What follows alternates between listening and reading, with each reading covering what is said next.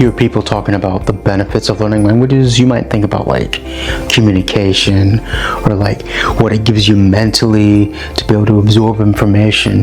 But I want to talk to you about another one people don't talk about as often, like physical health and well-being. Learning languages improves you on that level as a human being.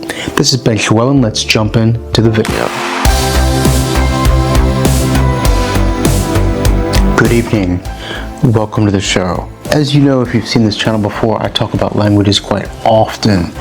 But today I want to go into a different angle about that to show you one of the hidden benefits and actually what learning languages is and what it does to your body. Because if you understand what languages actually do to your body, because your mind is a part of your body, then you can learn languages better. I recently heard a woman speak named Dr. Tara Svart-Baber. I'll put her name here for you. And she had something really interesting to say about what happened when she was learning Danish and Afrikaans, about how different pathways in her brain linked up. And it got me thinking about the different languages that I've learned in my lifetime. Because I grew up speaking English, but I was around a lot of Spanish very early in my life. And so when I began learning French, it immediately went that way. I mean, obviously they're related languages, you would expect that, but Spanish is not my native language and I don't really speak it, yet French went that way. Why didn't it go to Welsh? Well, they're not as related. But when I began learning Welsh, it did not go to Spanish. Okay, they're not related. Hang on, I'll get to my point in a minute. When I got to learning Dutch, it went into English. I began thinking of that. There's routes that it went down that were similar. I got often confusing different words, English and Dutch or French and Spanish. As you would expect, they're related. But when I began learning Hebrew, something really strange happened. Because I didn't have a reference point in a related language. It didn't go back to my English. On occasion it did, but it went to my Welsh, my second language. And I thought, what's going on here? Why is it doing that? I didn't have an answer at that point. So I began looking into Hungarian and Ukrainian. These did not go back to Spanish or English. They went back to the pathways that I built with Welsh. Okay? So I thought, well, what about Romanian? Because that's Latin-based, like French and Spanish. Will it go that way? It did go that way sometimes.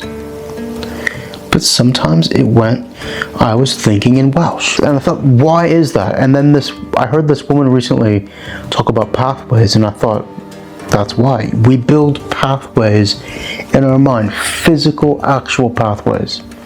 And I want to give this metaphor to you of how to do it, how to use it, and why that's the case. That's what we're going to do now.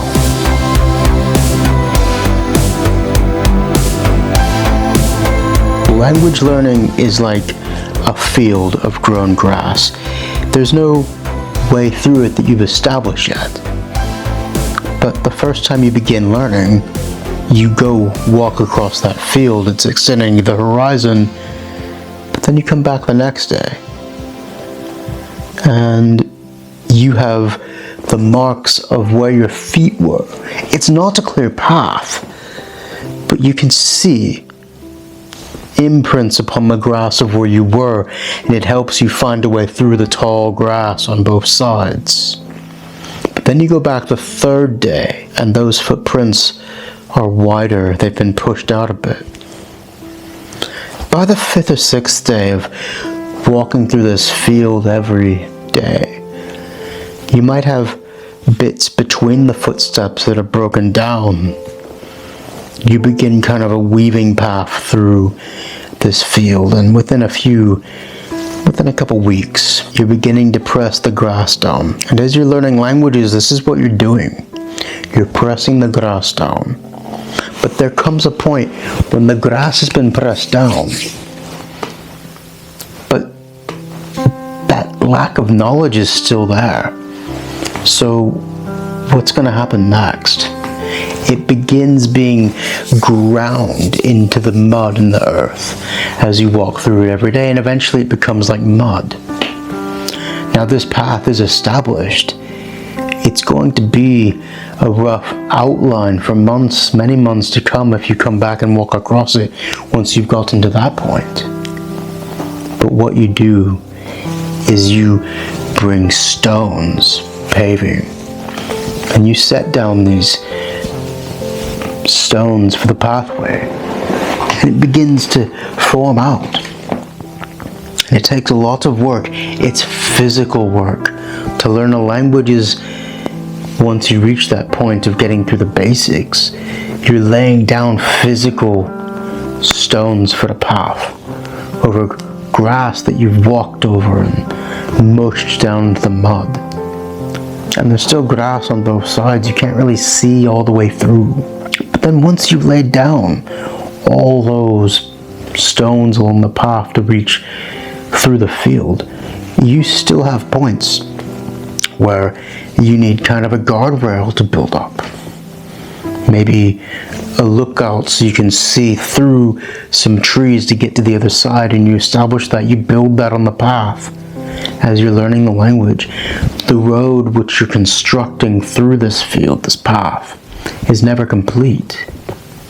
You're always chopping off bits of grass. You're always making sure that it's steady and solid and rounded. But the more often you do it, the more solid the path is, the less you have to do each time to keep it up. And once you reach that trothwy, the steppenders, I can't think of it in English, the threshold. Once you reach the threshold of laying down that in the path, you can go down another path and then come back to it and it's still there. But if you let go of a language before you've actually set down that path in the grass, you will begin to lose it and it will break up. But you reach that threshold and it's always going to be there with you, and that's important because what's actually happening is physical. What you're doing is carving physically in your own mind synapses, a pathway through. And the reason learning Hebrew and Ukrainian and Hungarian went back to Welsh rather than English, French, or Spanish is because I had carved a path for what my subconscious mind, or what my physical mind that creates the subconscious, categorized as the immediately unfamiliar.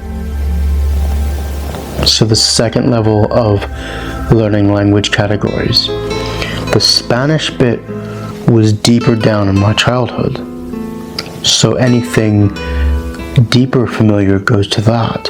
But the Germanic ones went immediately to my native language, of course, which is deeper in the synapse paths of my mind again. And so I answered my question, and I hope in answering this I've helped you. When you learn languages, you're going to have different types of categories which create different kinds of paths through your own mind. And if you're aware of that, you can use it. And it's not just good for communication. The different paths that you take or carve out, it makes you tired. You're using glucose and energy. You get hungry, physically hungry as you learn a language. But as you lay down that path thicker and more trodden, you're not so fatigued as you learn that language. And if you learn a language that you feel is going into a path that's not categorized into your unfamiliar, it's going to be much easier for you and take up less energy and time to create a new path through your mind that links synapses to new words and structures. I didn't want this to be too long, but I had that idea, and I hope it helps you with how you conceive language learning. Hey, diolch yn fawr am wylio. Thank you very much for watching. We'll see you next time.